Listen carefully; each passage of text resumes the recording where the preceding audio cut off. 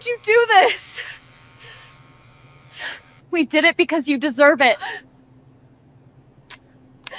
I still remember the sound of those clippers buzzing near my ear, the laughter, the phones recording my humiliation. They shaved me completely bald, not a single strand left. They had no idea who I really was, or more importantly, who my husband was. That was their biggest mistake. Hey everyone, it's Aaliyah here. What I'm about to share with you is the most humiliating and ultimately the most empowering experience of my life. But before I get into it, please hit that subscribe button because you're going to want to hear how this story ends. Trust me. Now, let me take you back to that horrible day. Let me introduce myself properly. My name is Aaliyah and I'm 38 years old. I know what you're thinking. Why would a billionaire's wife shop at Budget Mart wearing faded sundresses and sneakers with holes in them? Here's the thing. I wasn't always rich. I grew up with nothing. My mother raised 3 kids on a cashier's salary. I wore hand-me-downs and learned to make a dollar stretch until it screamed for mercy. So when I married Christopher 15 years ago, I made him promise me something unusual. I wanted to stay normal, stay grounded, stay me. My husband owns Sterling Global Empire. Maybe you've heard of it. Christopher Sterling, the name that makes CEOs nervous and stock markets shift, but you'd never know it looking at us. Or at least looking at how we chose to live. I drive a 10-year-old Honda. I shop with coupons clipped from Sunday papers. I wear clothes from thrift stores because they have character and stories. Christopher supported my choice completely. We live in a regular 3-bedroom house in a regular neighborhood with a small garden where I grow tomatoes every summer.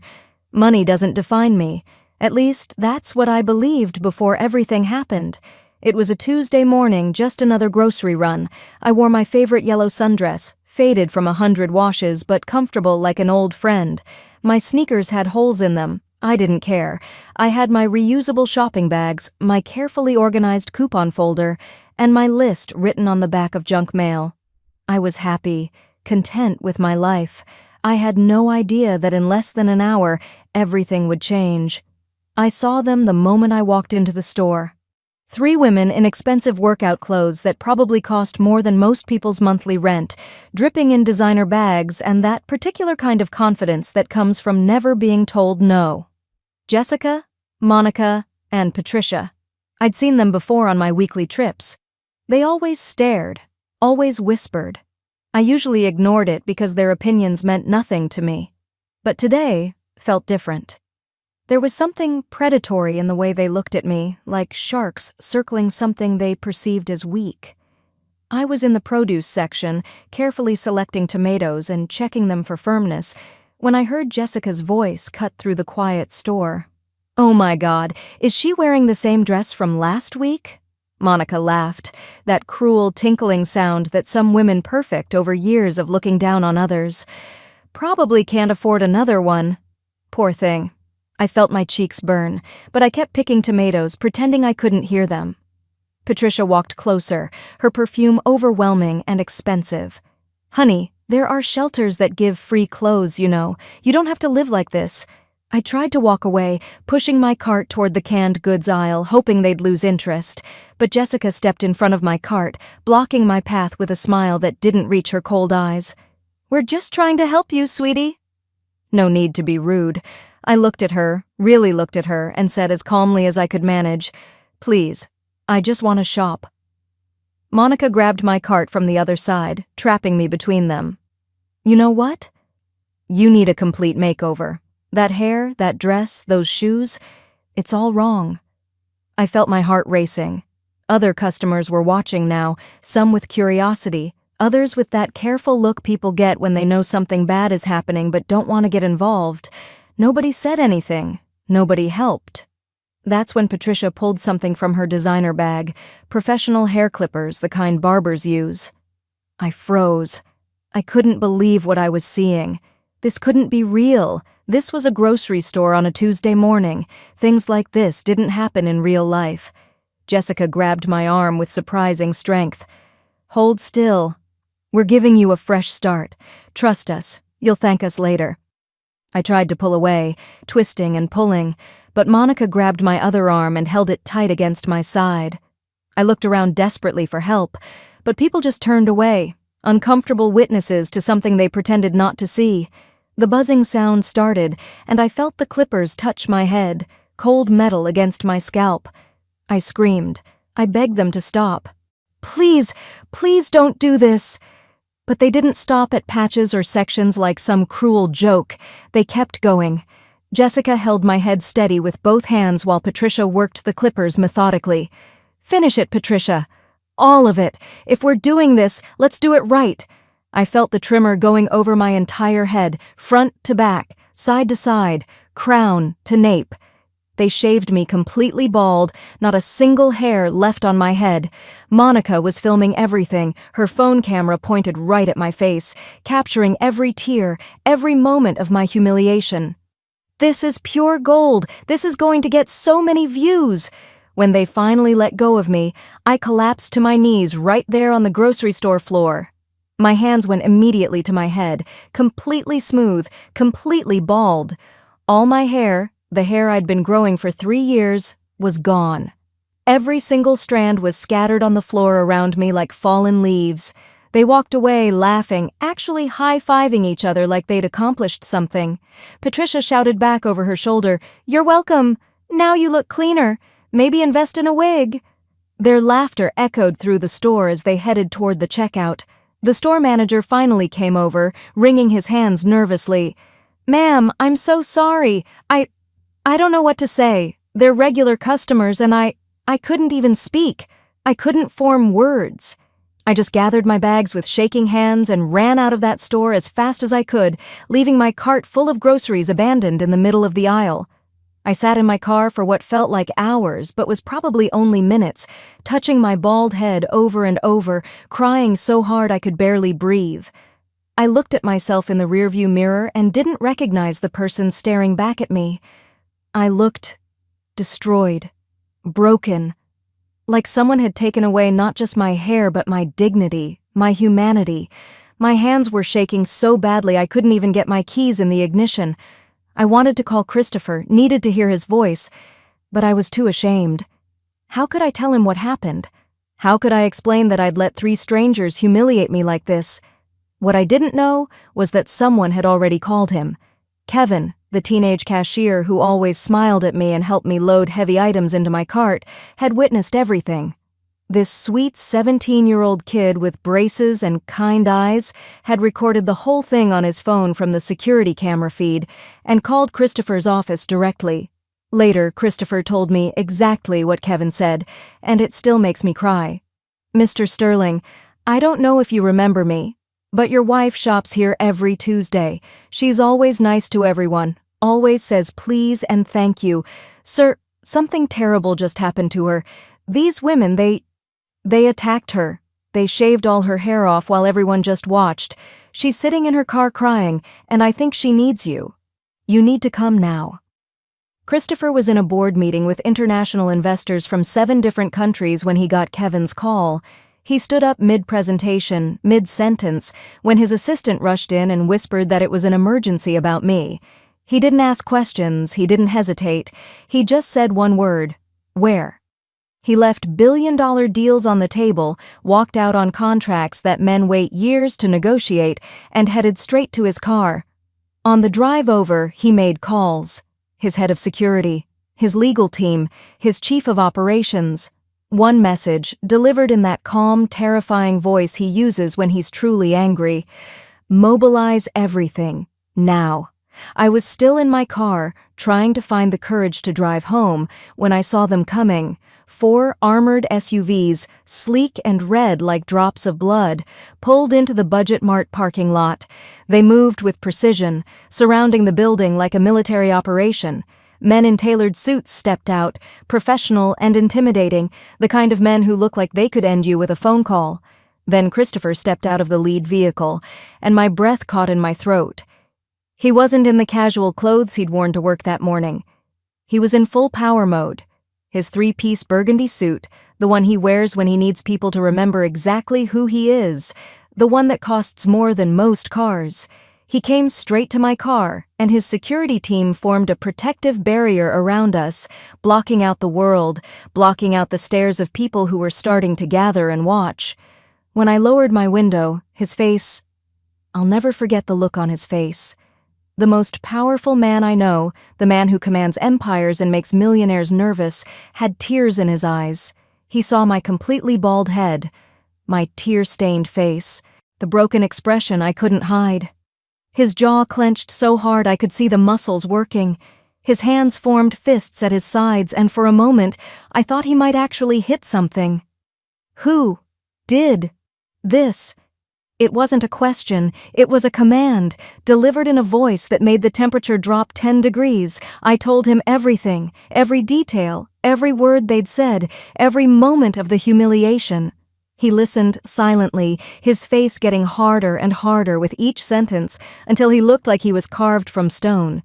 Then he gently helped me out of the car, took off his suit jacket, that expensive, perfectly tailored jacket, and wrapped it around my shoulders like I was something precious that needed protecting. He kissed my bald head softly and whispered, "I'm going to fix this. They will regret ever looking at you." Christopher turned to his head of security, a former Special Forces commander named Marcus, who looks like he eats nails for breakfast. "Lock down this store. Nobody leaves. Nobody enters." Within minutes, his team had secured every exit.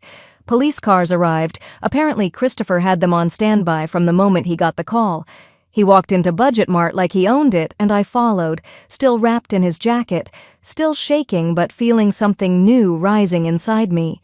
Not just pain, anger. The 3 women were still inside, can you believe that? Still shopping, still laughing about what they'd done.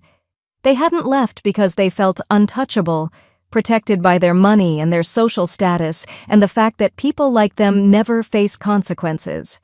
Christopher's security found them in the wine aisle, probably picking out something expensive to celebrate their viral video. Jessica looked annoyed when Marcus approached them. "Excuse me, who do you think you—" Then she saw Christopher. Then she saw me standing behind him, bald and wrapped in his jacket. The realization hit her face like a physical slap. Christopher had them brought to the manager's office. Not asked, brought. His legal team was already there, having beaten us to the store, with cameras set up and recording everything. He played the video they'd posted on social media, the one that already had thousands of views and comments laughing at my pain. He watched their faces as they realized what they were seeing. Then he turned to them, and when he spoke, his voice was pure ice. "Ladies, let me introduce myself properly. Christopher Sterling, Sterling Global Empire." The blood drained from their faces. Patricia actually gasped. Monica started crying immediately. Jessica tried to speak, her voice shaking. "We didn't know she was—" Christopher cut her off. "You didn't need to know. You assaulted a human being, my wife, and you filmed it for entertainment." He paused, letting that sink in. "You made the biggest mistake of your lives." What happened next? I watched my husband systematically dismantle their entire existence. Not with violence, not with anger, with pure, calculated power. The kind of power that comes from owning half the world and knowing exactly how to use it. He started with Jessica, pulling up documents on a tablet his lawyer handed him. "Your husband works at Preston Finance, correct?" Jessica nodded, confused about where this was going. "I acquired Preston Finance 20 minutes ago. He's terminated, effective immediately, and he's blacklisted from every financial institution I have connections with, which is all of them." Jessica's face went white. "Your country club membership?"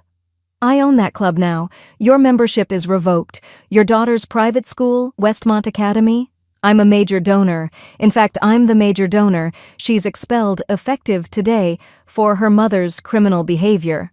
Jessica collapsed in her chair, sobbing, but Christopher wasn't done. "Your house? The one with the mortgage through First National?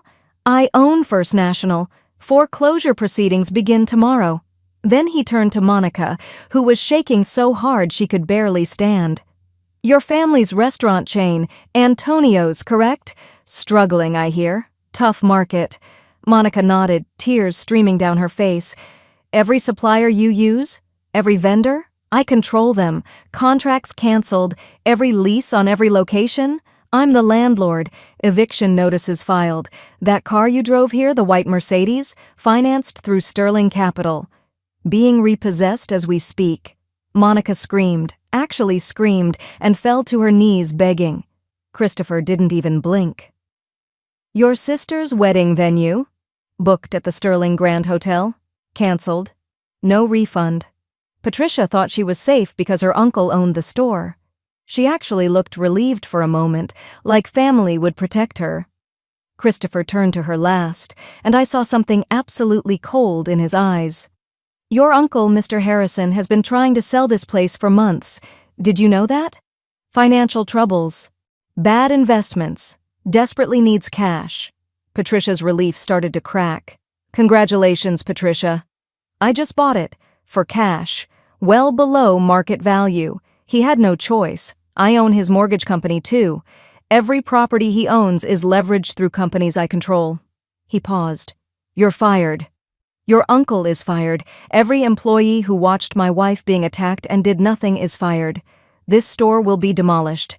A community center will be built here instead, in my wife's name. Christopher's lawyer stepped forward with a stack of documents thick enough to be a novel. Assault charges, criminal and civil, harassment, defamation, intentional infliction of emotional distress. The video you posted? Perfect evidence. We're suing for $10 million each. Your homes, your cars, your savings accounts. Everything will be seized. You'll spend years in court and you'll lose. Every single time. The three women were completely destroyed, financially ruined, socially obliterated, legally demolished. They sat there crying, begging, trying to apologize, but the words meant nothing. Christopher turned to me, his voice softening for the first time since we'd entered the store. Do you want to say anything to them? I looked at them. These women who'd been so powerful an hour ago, so certain of their superiority, now broken and crying and facing the destruction of everything they'd built their identities on. I touched my bald head, felt the smooth skin under my fingers, and something shifted inside me. I smiled, not a happy smile, a powerful one. You wanted to humiliate me, make me feel worthless. Make me feel like I was nothing because of my clothes and my car and my simple life. I stepped closer to them. But you know what? I'm still standing. And you're not. You tried to break me, but all you did was show the world who you really are. Cruel, small, pathetic. I paused, making sure they heard every word. I hope every time you remember this day, you remember one thing. Kindness costs nothing. But cruelty? Cruelty costs everything. Christopher took my hand, and we walked out of that store together. Behind us, I could hear them crying, begging, pleading with the lawyers and the police who'd arrived to process the assault charges. But we didn't look back. The aftermath was swift and brutal. The three women faced criminal charges, and all were convicted. Jessica lost everything. Her husband divorced her, she declared bankruptcy, and last I heard, she's working minimum wage at a fast food place 3 towns over. Monica's restaurant empire collapsed within weeks. The bank seized everything. She lost her mansion, her cars, and her social status. She had to move back in with her elderly parents. Patricia and her uncle both went to jail for assault and conspiracy. The video that was supposed to mock me became a viral symbol, shared millions of times, but not as a joke, as a cautionary tale about cruelty and consequences. People found out who I was, who Christopher was, and the narrative flipped. I became a symbol of dignity. They became symbols of everything wrong with people who think money makes them better than others. As for me, I embraced my bald head. For weeks, I wore it proudly, like a badge of honor. When my hair started growing back, I kept it short, a powerful pixie cut that made me feel like a warrior. I looked in the mirror and saw someone different. Not a victim, a survivor. Someone who'd been broken and chose to rebuild herself stronger. Christopher asked me if I wanted to change our lifestyle after everything that happened, live in a mansion, wear designer clothes, show the world who I am. I said no. I'm still me. I still shop with coupons. I still wear thrift store finds. I still drive my old Honda. But now I wear my husband's name proudly, not because of his money or his power, but because of his love. Because he stood up for me when I couldn't stand up for myself. Because he showed me that real power isn't about destroying people, it's about protecting the people you love. So that's my story. The day I was stripped of my dignity became the day I found my true strength. If you're going through something similar, remember this. You are not defined by how others treat you. You are defined by how you rise after they knock you down. And if you're blessed to have someone who loves you, let them stand with you. There's no shame in that. If this story moved you, please subscribe, hit that like button, and share this with someone who needs to hear it. Comment below and tell me, have you ever experienced karma in action? I read every single comment. Thank you for listening to my story. I'm Aaliyah Sterling, and I'm no longer invisible. See you in the next one.